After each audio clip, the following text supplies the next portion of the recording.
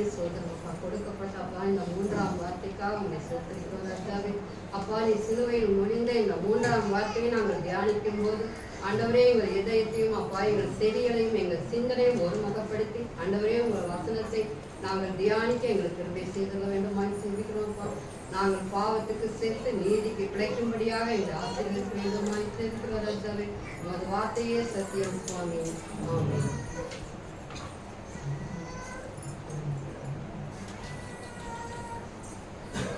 யோவான் 19ஆம் அதிகாரம் 25, 26, 27 வசனம். இயேசுவின் சிலுவையின் அருகே அவருடைய தாயும் சகோதரி கிளையப்பா மரியாளும் மகதலேனா மரியாளும் நின்று கொண்டிருந்தார்கள். அப்பொழுது இயேசு தம்முடைய தாயையும் அருகே நின்று தமக்கு அன்பாய் என்று சீசனையும் கண்டு தம்முடைய தாயை நோக்கி, சிறியே அதோ உன் மகன் என்றார். பின்பு அந்த சீசனை நோக்கி, அதோ உன் தாய் என்றார். அந்நேரம் முதல் அந்த சீசன் அவளை தன்னிடமாய் ஏற்றுக்கொண்டான். இன்னைக்கு நாம் தியானிக்க போற வசனம் 3வது வார்த்தை. சிலுவையில் தேவன் தொங்கிக் கொண்டிருக்கும் போது அவருடைய தலையில முட்கிரீடம் இருந்தது, கைகளில் கால்களில் ஆணிகள் கடாவப்பட்டிருந்தது. அவருடைய சரீரமானது சவுக்குகளால் அடிக்கப்பட்டு உழுதுண்ட நிலம் போல அப்படியே பிளவுபட்டிருந்தது. இந்த நிலையில தான் இயேசுவானவர் சொன்னார், 3ஆம் வார்த்தையாக சொன்னார். அவர் தன் தாயை பார்த்து, ஸ்திரீயே அதோ உன் மகன் அப்படின்னு சொன்னார். ஸ்திரீயேன்னு சொன்னார். ஏன் அம்மான்னு சொல்லல அப்படின்னா, அவர் மனுஷகுமாரன் இல்ல, அவர் தேவகுமாரன். அதனால நம்ம எல்லாரும் அவருக்கு எப்படி மகன் மகள் அது மாதிரிதான் உரிமை கொண்டாடுறோம் நம்ம அப்பான்னு சொல்லி. அதனால அவர் என்ன சொல்றாரு, இந்த இடத்துல ஸ்திரீயே அப்படின்னு தான் சொல்றாரு. ஸ்திரீயே அதோ உன் மகன் அப்படின்னு சொல்லி உறவை ஏற்படுத்தி கொடுக்கிறார். அதே அடுத்தது பாருங்க, சீசனை பார்த்து இதோ உன் தாய் அப்படின்னு சொல்லி ஒரு உறவை ஏற்படுத்தி கொடுக்கிறார். இப்ப நம்ம 1ஆம் வசனம் பார்த்தோம். 1ஆம் வார்த்தை சிலுவையில் மொழிந்த 1ஆம் வார்த்தையானது மன்னிப்பை குறித்தது, நாம தியானிச்சோம். 2வது வார்த்தையானது ரட்சிப்பை குறித்தது. கல்வனுக்கு பரதீசில் ஒரு இடம் உண்டுன்னு சொல்லி அவர் ரட்சிப்பை கொடுத்தார். 3வது வார்த்தையில் என்ன சொல்ல வர்றார் அப்படின்னா, உறவை பற்றியும் பாதுகாப்பு அல்லது பராமரிப்பு அப்படின்னு எடுத்துக்கலாம். இப்போ எந்த சூழ்நிலையில அவர் இருந்தார் அப்படின்னா, கொல்கத்தா மலையில சிலுவையில் இயேசு தொங்கிக் கொண்டிருக்கும் போது அங்கிருந்த அநேகர் அவரை நிந்தித்தார்கள், அவரை துன்பப்படுத்தினார்கள். அநேகர் நிந்தித்தார்கள், அவர் நிறைய பேர் துன்பப்படுத்தினாங்க. ஒரு சிலர் மட்டும்தான் இயேசுவின் மேல இருந்த அன்பினால துயரத்தோடும் கவலையோடும் கண்ணீரோடும் அழுகையோடும் புலம்பலோடும் அவங்க கூடியிருந்தாங்க. அந்த கூடியிருந்த அந்த சிறு கூட்டத்துக்குள்ளதான் அவருடைய தாய் மரியாளும் இன்னொருத்தர் தாயின் சகோதரியாகிய கிளையப்பா மரியாளும் மகதலேனா மரியாளும் நின்று கொண்டிருந்தாங்க. சீசன்கள்ல ஒரு சீசன் நின்றுருந்தான். அந்த சீசன் பெயர் யோவான். இப்ப இவங்களை பார்த்துதான் தேவன் சொன்னார். என்ன வசனம் சொன்னார்? ஸ்திரீயே இதோ உன் மகன், சீசனை பார்த்து இதோ உன் தாய் அப்படின்னு சொன்னார். இப்போ 1ஆம் வசனம் என்னத்தை சொல்லுதுன்னு பார்த்தோம் நம்ம, மன்னிப்பு. 2ஆம் வசனம் ரட்சிப்பை குறித்தது. 3வது வசனமானது உறவுகள் அல்லது பராமரிப்பு மற்றும் பாதுகாப்பை பற்றியது அப்படின்னு பார்த்தோம். 1வது வசனத்துல பாவிகளுக்காக தேவன் இயேசுவானவர் பிதாவினிடத்தில் மன்னிப்பை கேட்டு பெற்றுக் கொடுக்கிறார். 2வது வசனத்துல மனம் திரும்பிய கல்வனுக்கு பரலோகத்தில் ஒரு இடத்தை ஏற்படுத்தி தருகிறார். 3வது வசனத்திலும் தன் அன்பான தாய்க்கும் தன்னுடைய சீசனுக்கும் உறவு பாலத்தை ஏற்படுத்தி கொடுக்கிறார். இந்த இடத்துல அவர் என்ன சொன்னாரு, சீசனை நோக்கி இதோ உன் தாயின்னு சொன்னார். அப்போ தாயின்னு சொல்லிட்டா என்ன ஆகும், அவருக்கு கடமைகள் நிறைய இருக்குன்னு அர்த்தம். ஒரு மகனுக்குள்ள கடமைகள் அப்படின்னு பார்த்தோம். ஒரு மகனோ மகளோ கடமைகள் உண்டு. தன் பெற்றோரை பராமரிப்பது. எப்படி பெற்றோர் தன் குழந்தையை பராமரிக்கிறான், சின்ன குழந்தையிலிருந்து வயதான வரைக்கும், அவன் ஒரு ஸ்டேஜுக்கு வர வரைக்கும், அதாவது அவனே தன்னுடைய ஒரு வேலையை சம்பாதித்து வச்சு தன் குடும்பத்தை நடத்தக்கூடிய ஸ்டேஜ் வர வரைக்கும் அவனை பாதுகாக்கிறான். அதே மாதிரி வயதான காலத்துல மகனோ மகளோ என்ன செய்யணும் அப்படின்னா பெற்றோரை பாதுகாக்கணும். இதுதான் அவர் இந்த இடத்துல நிறைவேற்றுகிறார். இதுக்கு மரியாள் பாத்தீங்கன்னா இப்படித்தான் தேவன் மரிக்க போறார் அப்படிங்கிறது ஏற்கனவே தெரியும். இருந்தாலும் அவர் சிலுவையில் தொங்கும் போது அவர் மரியாளோட உள்ளம் வருந்தி இருக்கும், ரொம்ப துயரப்பட்டிருக்கும், ரொம்ப வேதனைப்பட்டிருக்கும். ஏன்னா அவரோட தலையில கிரீடம் இருந்தது. அவர் குழந்தையா இருக்கும் போது அந்த மரியாள் அந்த குழந்தைய ஏந்தி உச்சி முகர்ந்து பார்த்துருப்பா. ஆனா இப்ப அந்த தலையில என்ன இருக்கு? முள் முடிகள் இருக்கு. அந்த குழந்தையோட கால்களையும் கைகளையும் தொட்டு தடவி பரவசம் அடைந்திருப்பார் அந்த மரியாள். ஆனா இப்பொழுது அந்த கையிலும் காலில் என்ன இருக்கு? ஆணிகள் கடாவப்பட்டிருக்கு. அப்ப அவ எவ்வளவு வேதனையாக இருந்திருப்பா. ஆனா இப்படிதான் உலக ரட்சகர் மரிக்க போகிறார் என்பது அந்த மரியாளுக்கு ஏற்கனவே தெரியும். ஏன்னா பிறக்க போவது எப்படின்னு சொல்லி தேவதூதன் சொன்னாரு இல்லையா, அதே மாதிரி மரிக்க போகிறார், இப்படித்தான் மரிப்பாருங்கிறதையும் சிமியோன் அவருக்கு சொல்லியிருப்பாரு. லூக்கா 2ஆம் அதிகாரம் எடுத்துக்கோங்க, 35வது வசனம். இப்போ சிமியோன் பார்த்தீங்கன்னா ஒரு ஆலயத்துல இருப்பார். இவங்க 8ஆம் நாள்ல இயேசுவுக்கு பேர் வைப்பாங்க. இயேசு பிறந்து 8ஆம் நாள்ல பேர் வைக்கிறாங்க. அப்ப கிறிஸ்துமஸ் எப்போ வருது? நமக்கு 25ஆம் தேதி வருது. அப்படித்தான் நாட்கள் குறிச்சிருக்காங்க. கிபி அப்படின்னா கிறிஸ்து பிறந்ததற்கு பின்பு, கிமு அப்படின்னு சொன்னா கிறிஸ்து பிறப்பதற்கு முன்பு. கிறிஸ்து பிறப்பதற்கு முன்பெல்லாம் எப்படி தெரியுங்க? டிக்ரீசிங் ஆர்டர்ல வரும். டிக்ரீசிங் ஆர்டர் அப்படின்னு சொன்னா டிக்ரீசிங் ஆர்டர் அப்படின்னு சொன்னா 10, 9, 8, 7 இப்படி வரும். கிறிஸ்து பிறந்ததற்கு பின்பு அப்படின்னா 1, 2, 3, 4 வரும். அப்போ 8ஆம் நாள்ல பேர் வச்சாங்க. அதைத்தான் 1ஆம் தேதி எடுத்துக்கிட்டாங்க. அதுக்கப்புறம் 7 நாள் பின்னாடி போங்க, 25ஆம் தேதி நம்ம கிறிஸ்துமஸ் கொண்டாடுறோம். 25, 26, 27, 28, 29, 30, 31 7 நாள் முடிஞ்சா 8ஆம் நாள்ல பேர் வைக்கிறோம். அப்ப ஜனவரி 1ஆம் தேதி நியூ இயர். அப்ப அங்கதான் ஜனவரி 1 கிறிஸ்து பிறந்ததுக்கு முன்புங்கிறத சரித்திரத்துல வருஷங்களை குறிச்சு நாட்களை எண்ணி வச்சிருக்காங்க. அப்போ அங்க பேர் வச்சாங்க. அப்போ கர்த்தரானவர் அந்த சிமியோன் மேல இருந்தார்.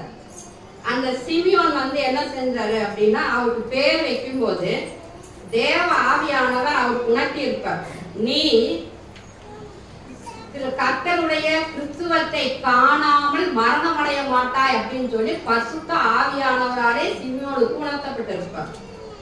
அவரு அந்த குழந்தைய வாங்கினவுன்னு சொல்லுவாரு, என்னுடைய கண்கள் உன்னுடைய ரட்சணியத்தை கண்டது அப்படின்னு சொல்லுவார். அவங்க எல்லாம் விடை பெற்று போகும்போதுதான் இந்த வசனத்தை சொல்லுவார். என்ன சொன்னாரு? இப்போ படிச்சோம் இல்லைங்களா, உன் ஆத்துமாவை ஒரு பட்டயம் உருவி போகும். உன் ஆத்துமாவை ஒரு பட்டயம் உருவி போகும். அதுதான் சிலுவை மரணம். இந்த சிலுவை மரணம் நடக்க போகுங்கிறது அப்பவே அந்த மரியாளுக்கு தெரியும். அடுத்தது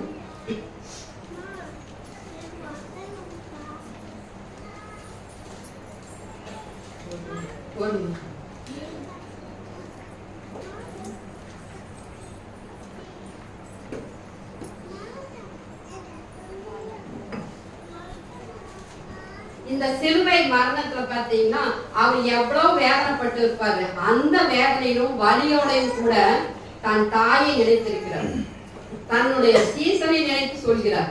அப்படி இருக்கும்போது இந்த மனிதராகி நாமளும் என்ன செய்யணும்? அவருடைய வழியில நம் பெற்றோரை பாதுகாப்பது நம்மளுடைய தலையாய கடமைகளில் ஒன்று அப்படிங்கிறது தான் தேவன் இந்த வசனத்துல நமக்கு சொல்லி இருக்கிறார். இன்னும் நாம் பார்க்கலாம், உன் தகப்பனையும் தாயையும் கனம் பண்ணுவாயாக அப்படிங்கிறது நம்ம கற்பனையில் கொடுக்கப்பட்டது இல்லைங்களா? இதுல எபேசியர் பாருங்க, 6ஆம் அதிகாரம் 1-3 வரை.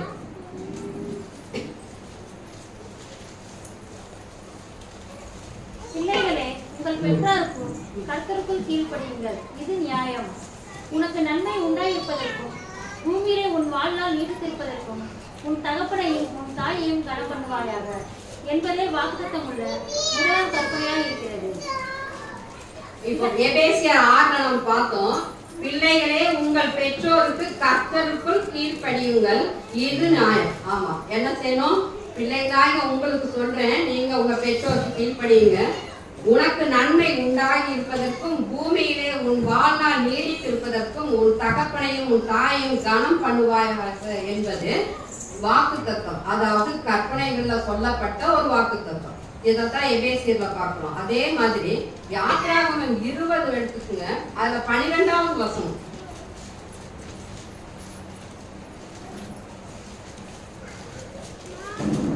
யாத்திராகமம் 20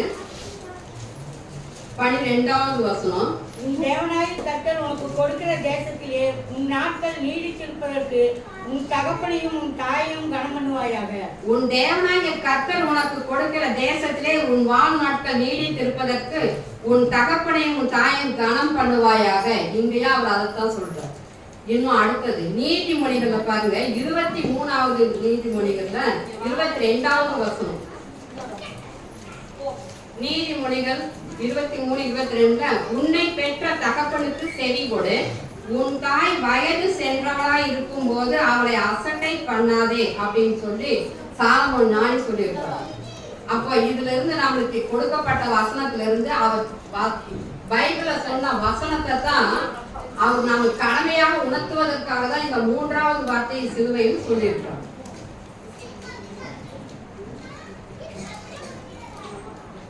அடுத்தது இப்போ நாம சீசனுக்கு சொல்லிட்டாரு, தாய்க்கு சொல்லிட்டாரு. இப்போ சீசனுடைய கடமைகள் என்ன அப்படின்னு பார்த்தோம். அதே மாதிரி தாய்க்கு வயது சென்றவளாக இருக்கும் போது அவளுக்கு உறவுகள் இல்லாம இருக்கலாம், யார் பாதுகாக்க இல்லாம இருக்கலாம். ஆனா இவனுக்காக இந்த சீசனை அந்த தாய்க்காக தேவன் ஒரு பாலத்தை உறவை ஏற்படுத்தி கொடுத்தார். அந்த காலத்திலே பொற்பான் காணிக்கை அப்படின்னு ஒண்ணு இருந்துச்சு. பொற்பான் காணிக்கை அப்படின்னா என்ன அப்படின்னா, வயசு அதாவது ரொம்ப வயசாகிட்டாங்க அம்மா அப்பா அப்படின்னா நம்ம பார்க்க முடியல அப்படின்னா சர்ச்சில் மத தலைவர்கள் இருப்பாங்க. 1ஆம் நூற்றாண்டுல யூத மத தலைவர்கள் இதை வச்சிருந்தாங்க. அந்த வயசானவங்களை பார்க்க முடியலன்னா ஒரு குறிப்பிட்ட அமௌண்ட்டை கொண்டு போய் அந்த மத தலைவர்கிட்ட கொடுத்துட்டா அந்த மகனுக்கு அந்த தாயும் தகப்பனையும் பார்க்க வேண்டிய கடமை இல்லை, யாரும் அதை பத்தி கேட்கக்கூடாது. அப்படிதான் இருந்துச்சு. அதுக்கு வசனம் இருந்துச்சு.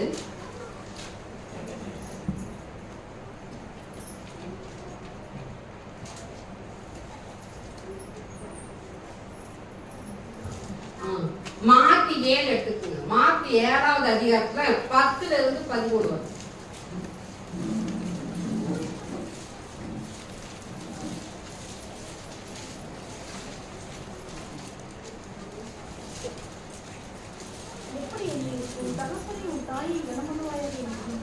தகப்பனையாவது தாயாவது நிந்தியவன் பொருள்பட வேண்டும் என்று மோசே சொல்லியிருக்கிறாரே, நீங்களும் ஒருவன் தன் தகப்பனையாவது தானியாவது நோக்கி நான் உங்களுக்கு செய்யத்தக்க உதவி ஏது வந்தோ அதை பொறுப்பான காணிக்கையாக கொடுக்கிறேன் என்று சொல்லிவிட்டார்.